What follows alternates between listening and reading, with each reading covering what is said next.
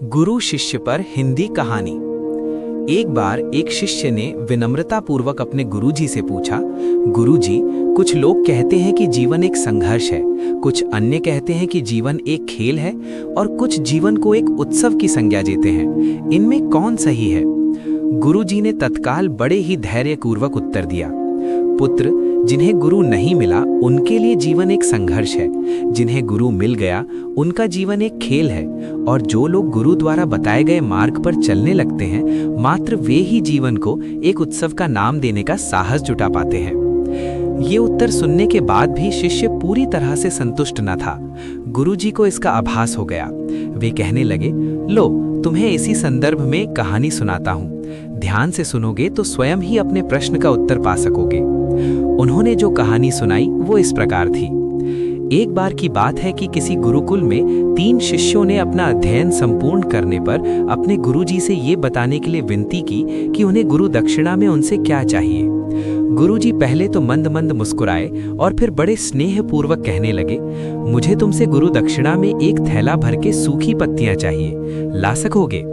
वे तीनों मन ही मन बहुत प्रसन्न हुए, क्योंकि उन्हें लगा कि वे बड़ी आसानी से अपने गुरुजी की इच्छा पूरी कर सकेंगे।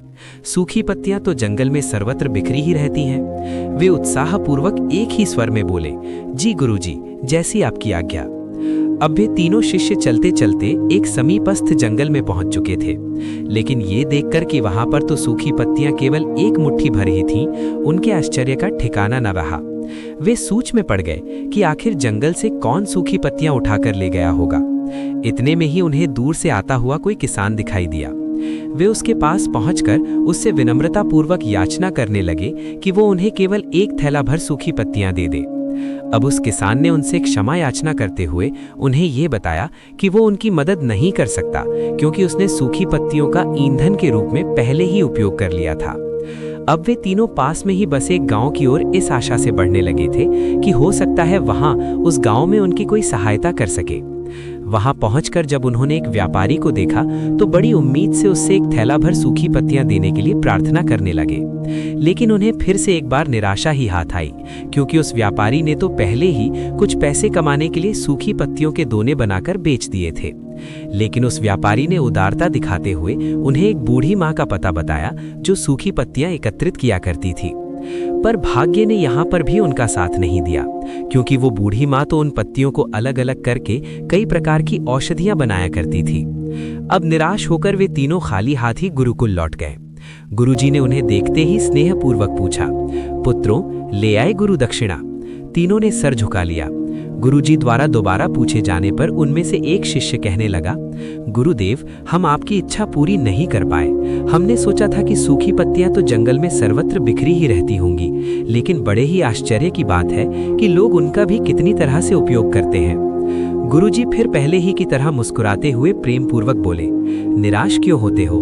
प्रसन्न हो जाओ, और यही ज्ञान की सूखी पत्तियां भी व्यर्थ नहीं हुआ करती, बल्कि उनके भी अनेक उपयोग हुआ करते हैं। मुझे गुरु दक्षिणा के रूप में दे दो।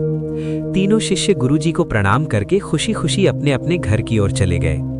वो शिष्य जो गुरुजी की कहानी एकाग्रचित होकर सुन रहा था, अचानक बड़े उत्साह से बोला, गुरुजी, अब मुझे अच्छी तरह से ज्ञात हो गया है कि आप क्या कहना चाहते हैं। आपका संकेत वस्तुतः इसी ओर है ना, कि जब सर्वत्र सुलभ सूखी पत्तियां भी निरर्थक या बेकार नहीं होती हैं, तो फिर हम कैसे किसी भी वस्तु या व्यक्ति को छोटा और महत्वहीन मानकर उसका तिरस्कार कर सकते हैं। चींटी से लेकर हाथी तक और सुई से लेकर तलवार तक सभी का अपना अपना महत्व होता है। गुरुजी भी तुरंत ही बोले, हाँ पुत्र, मेरे कहने का भी यही तात्पर्य है कि हम जब भी किसी से मिले तो उसे यथायोग्य मान देने का भरसक प्रयास करें, ताकि आपस में स्नेह, सद्भावना, सहानुभूति एवं सहिष्णुता का विस्तार होता रहे और हमारा जीवन संघर्ष के बजाय उत्सव बन सके। दूसरे, यदि जीवन को एक खेल ही माना जाए तो बेहतर यही होगा कि हम निर्विक्षेप, स्वस्थ एवं शांत प्रतियोगिता में ही भाग लें और अपने निष्पादन तथा निर्माण को ऊंचाई के शिखर पर ले जाने का अथक प्रयास करें। अब शिष्य पूरी तरह से संतुष्ट था।